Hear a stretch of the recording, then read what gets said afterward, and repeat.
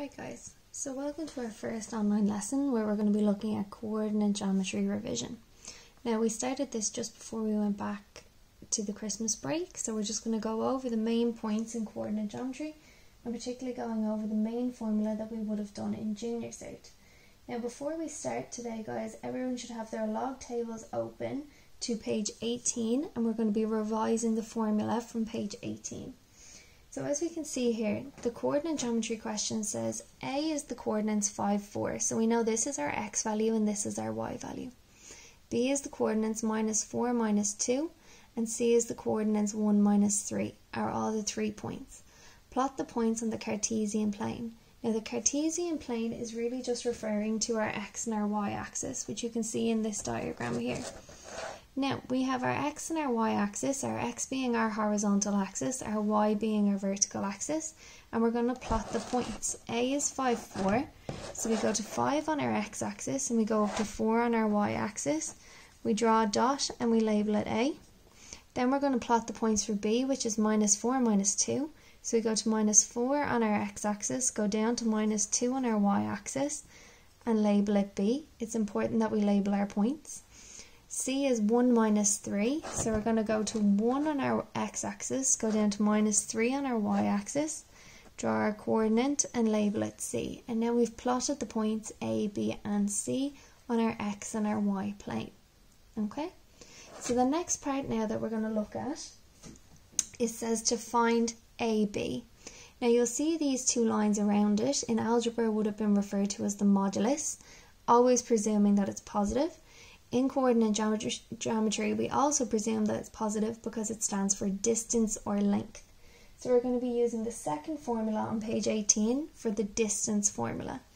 Before we start here, I always take my points A and B and I'm going to label them x1, y1, x2, y2, and then I'm going to write out my formula for the distance. Okay, so I know that AB is going to be equal to the square root of x2 minus x1 all to be squared plus y2 minus y1 all to be squared. Okay, and now I'm going to fill it in using the numbers from my coordinates. So I have the square root of x2, which is -4 minus 5 squared, plus y2 is -2 minus 4 squared. So now I can see I can either put it straight into my calculator, or -4 minus 5 is -9, and square it gives me 81, plus -2 minus 4 is -6, and square it gives me 34, which means my distance here is going to be the square root of 117 units. Okay, and that's how I'm going to do part 2 to find the distance. The next bit says find the slope of BC. So again, I'm going to go to my coordinates for BC and I'm going to label it x1, y1 for B and x2, y2 for C. Now I'm going to go to page 18 in my log tables and I'm going to find my formula for slope, which I know my symbol for slope is M is equal to y2 minus y1 over x2 minus x1. And slope is going to be one we focus on a lot, guys, in the coming video. So y2 is -3 minus, now be careful, there's a minus in the formula here and this is a -2, which means he's actually going to become a plus because a minus by a minus is a plus. Then we have 1 minus -4, so we actually have 1 plus 4, which means I have -3 plus 2 is -1 all over 5. So my slope of BC is -1 over 5. The next one here asks me to find the midpoint of AC. So I'm going to use 5, 4 and 1 minus 3. And I'm actually going to go to the next page here to be able to do midpoint. So I have my coordinates of AC is 5, 4 and C is 1 minus 3.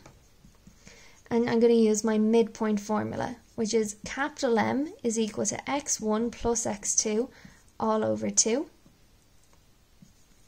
And y1 plus y2 all over 2.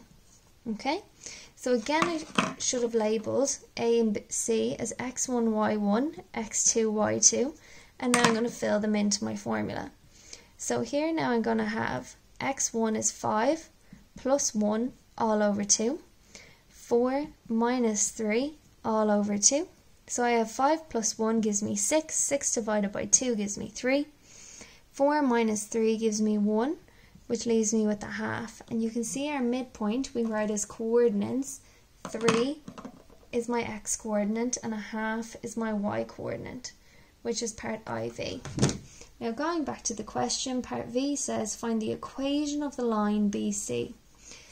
Now when we're asked to find the equation of the line, guys, in my log tables I see two formula. Y is equal to mx plus c and y minus y1 is equal to m by x minus x1.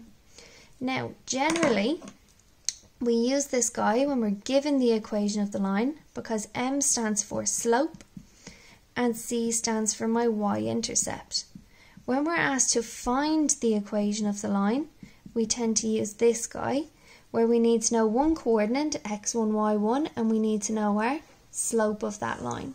So if we're now trying to find the equation of the line BC, I know from part 3 that my slope of BC was minus 1 over 5. I know that I can either take B or I can take C, so I'm going to take B, which is minus 4 minus 2. So this is going to be my M, this is going to be my x1, y1, and I'm going to sub them into my formula, where I have y minus y1 is equal to m by x minus x1. So now we have y minus, and again minus by a minus makes a plus 2, is equal to minus 1 over 5 by x minus by a minus makes a plus 4. Now I'm not partial to fractions in this guy, so what I'm going to do is I'm going to times both sides by 5 to get the denominators to cancel, which will leave me with minus 1 on this side to be multiplying. So we have 5 by y is 5y, 5 by 2 is 10, is equal to minus 1 by x is minus x, and minus 1 by 4 is minus 4. Now we're going to bring everything over to the same side. So when I bring this x over, he was a minus, so now he's a plus. So we have x plus 5y. We're going to bring the 4 over, so I can see again, we're going to have plus 10 plus 4 is equal to 0. The last piece to simplify is I now have x plus 5y plus 14 is equal to 0 because 10 and 4 is 14. Which means my final answer to find the equation of the line BC is x plus 5y plus 14 is equal to 0. Now guys, in that video what we've gone through again is how to plot points, how to find the distance, which is given by these two symbols, how to find the slope, how to find the midpoint, and finally how to find the equation of the line. So take a minute, go back over it, try and refresh your memory on all the formula we've covered today, and then we're going to try a few questions. Thanks guys.